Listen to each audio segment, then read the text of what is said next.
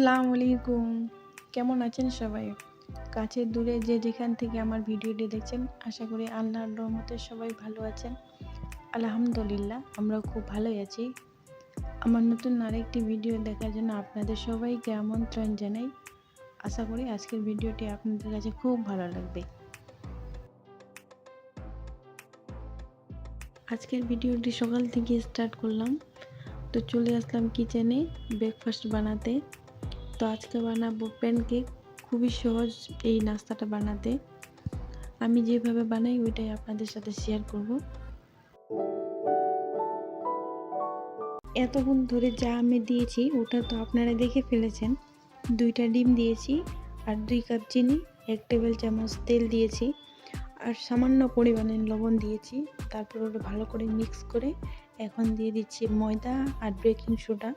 ওটাও ভালো করে চেলে দিব। কিন্তু এই কাজটা কিন্তু আপনারা অন্য জায়গায় করে এটা মিক্স করতে পারেন। আমার ঝামেলা মনে হয়, ওই জন্য আমি এক জায়গায় কাজটা করে নিচ্ছি।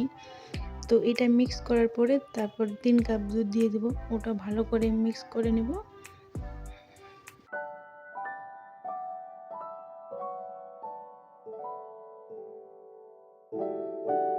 আপনারা দেখতেই পাচ্ছেন আমি প্যানটাতে কোনো রকমের তেল ব্রাশ করিনি। সামান্য পরিমাণের টিস্যুটাতে তেল নিয়ে চারিদিক দিয়ে প্যানটা মুছে নিলাম। আর এখন আমি মিশ্রণটা দিয়ে দিচ্ছি। চুলার আঁচ কিন্তু একদম লোতে রাখতে হবে, আর এটা হতে 1 মিনিটের কমই সময় লাগে।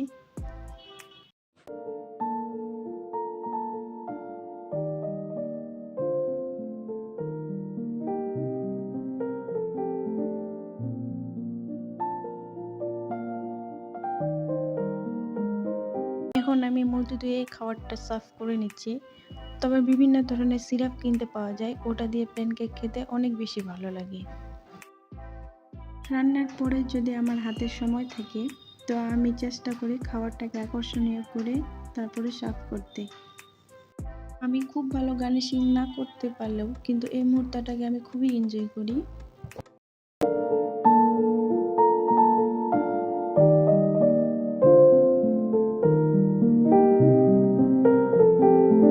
আমার ভিডিওটি যদি আপনাদের কাছে একটুও ভালো লাগে, প্লিজ একটা লাইক দিয়ে দিবেন। আপনার একটা লাইক আপনার মতো অনেকের কাছে ভিডিওটি পৌঁছে দিতে সাহায্য করবে। আর যদি খুব বেশি ভালো লাগে চ্যানেলটিকে সাবস্ক্রাইব করে নিতে পারেন। পাশে থাকা বেল আইকনটিকে অন করে দিবেন। এই তো আমরা সকালের নাস্তাটা সবাই মিলে করে নিচ্ছি। আর নাস্তাটা করার পর কিন্তু আমার আজকে অনেক কাজ আছে। রাত্রে ঝড় বৃষ্টি হয়েছিল, তো বাসাটা পুরো একদম নোংরা হয়ে গেছে। ওটাকে ক্লিন করতে হবে।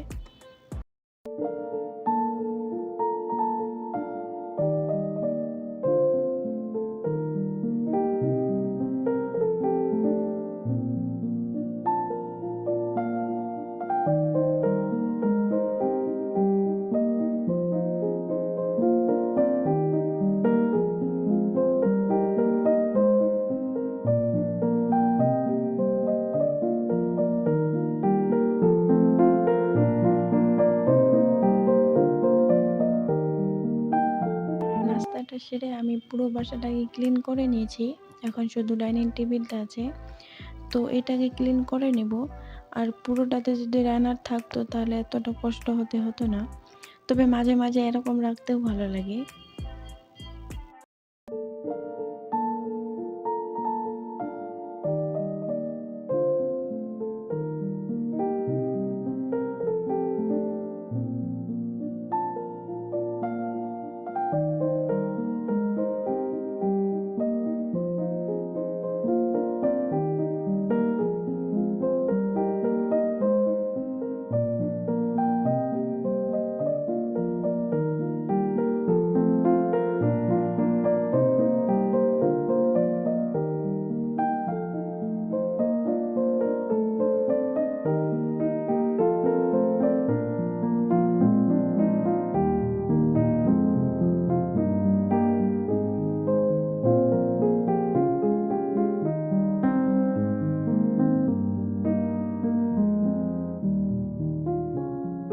ম্যাটসগুলো আমি ধুয়ে নিতে পারতাম, তবে বেশি একটা নোংরা হয়নি।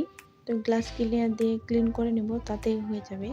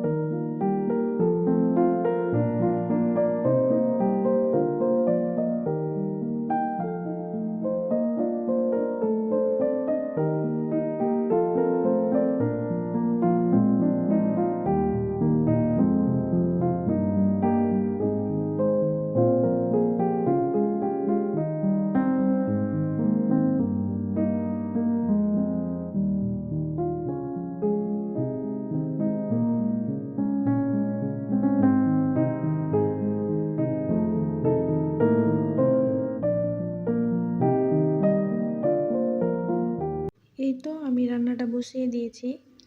আর চিকেনটা আমার কষানো হয়ে গেছে, এখন ঝোলের পানি দিয়ে দিব আর কিছু ধনেপাতা কুচি আর কাঁচা লঙ্কা দিয়ে এটা নামিয়ে নেব।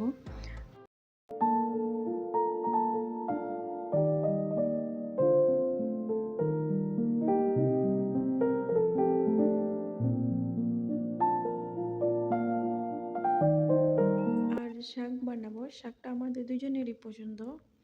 আর এদিকে আমি চাইনিজ ভেজিটেবল বানাবো, তো এটার জন্য সবজিটাকে সিদ্ধ করতে বসিয়ে দিয়েছি। সবজিটা সিদ্ধ করে পানিটা ফেলবো না, এটা আমি এখানেই ব্যবহার করব। যখন কর্নফ্লাওয়ারটা দিব তো এই পানিটাই ওখানে ব্যবহার করব। এই তো আমি পেঁয়াজটাকে ব্রাউন কালার করে ভেজে নিচ্ছি। আর 1 টেবিল চামচ দিয়ে দিব রসুন বাটা। এটাকে কাঁচা গন্ধটা অবধি যাওয়া পর্যন্ত কষিয়ে নেব।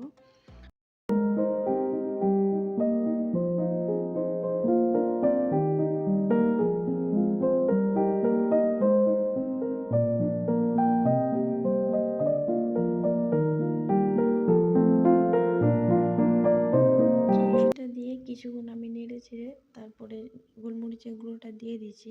আর ওটা দেওয়ার পর আর একটু নেড়ে চেড়ে আমি কর্নফ্লাওয়ারের পানিটা দিয়ে দিব। এটা অ্যাড করার আগে আমাকে সয়া সসটা দেওয়া উচিত, কিন্তু আমি ভুলে গিয়েছি, তাই আমি পরে অ্যাড করতেছি।